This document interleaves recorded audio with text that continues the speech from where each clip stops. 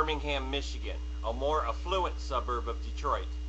Student burglaries at 2 schools in Birmingham are on the upswing. Cash, cell phones, and other personal items are being taken. School officials want to take their awareness to a new level and spend upwards of $200,000 towards a sophisticated surveillance system installed throughout the school in the hopes that theft can be deterred. But the student body believes the proposed system is a violation of privacy rights and have even taken up an account on Facebook protesting the officials' potential plan. While not acknowledging that they make mistakes due to their young age, they do insist the student body become more aware of their surroundings and take safeguards to stow personal belongings out of sight. They also claim they want the school district to save that $200,000 bill while also preserving those privacy rights. Now let's take age out of the equation. Does their argument hold water? I don't believe so. With hundreds of teenagers going through that awkward stage in life inhabiting one building, there are bound to be problems. Problems with adjustment, acceptance. Problems involving blatant flaunting of high-class bling. Arguments over who has the best sports car in class.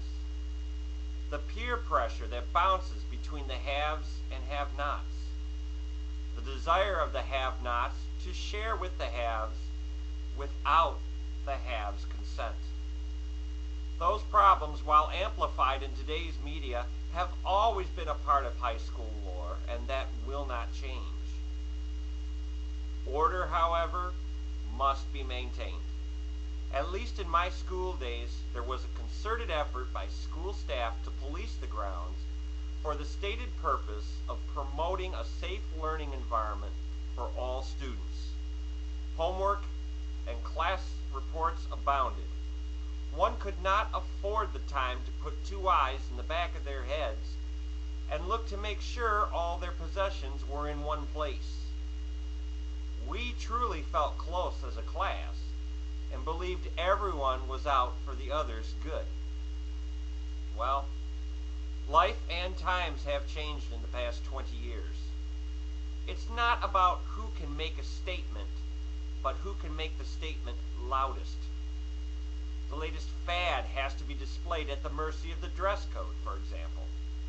And it has to be pounded into most every student, particularly the ones who can only dream about owning such things. It's all about the brands, all about the money, all about top means of communication. Students these days as a whole are more turned on by BlackBerries than pocket calculators. Simply put, there are 2 groups of students in any school. Those that have and those that want. And those left wanting are the ones most often accused of stealing.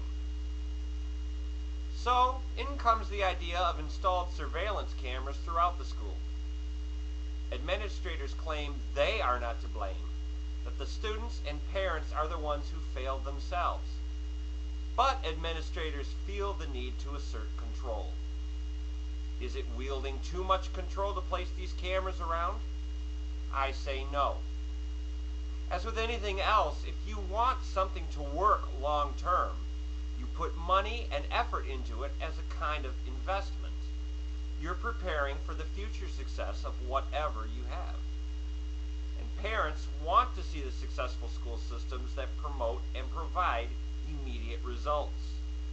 Cameras, in this case, would be a wise long-term investment. Words and promises can be deceiving. Many young people have mastered this version of lip service, saying, we'll do this, we'll watch for that, so long as it keeps authority off their backs. Once authority turns away, it's back to the same routine.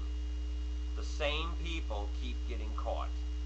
And the name-calling and accusations resume, wasting too much time.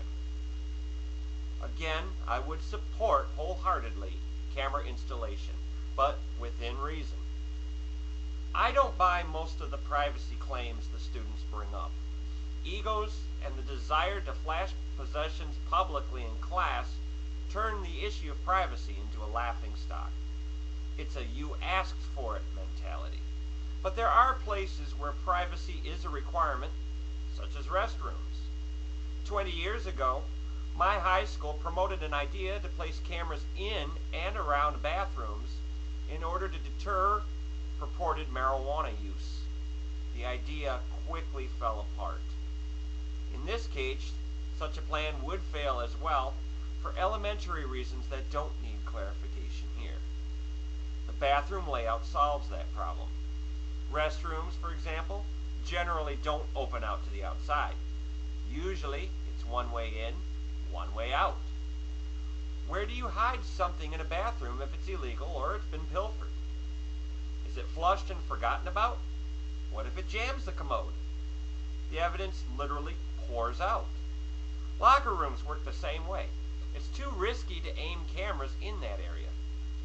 But even if a locker room has an outside exit, place a camera outside if need be, never inside.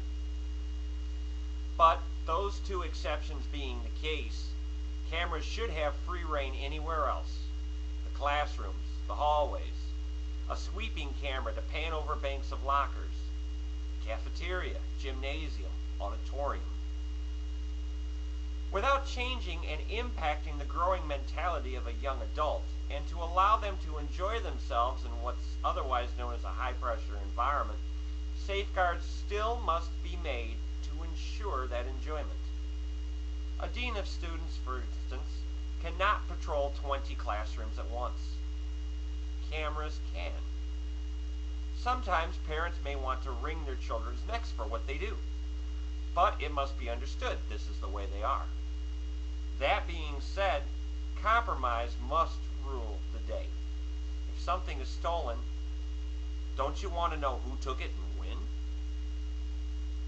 My hope is that the installation of cameras at Groves and Seaholm schools in Birmingham, Michigan can allow both students and administrators to grow and learn from such an installation together.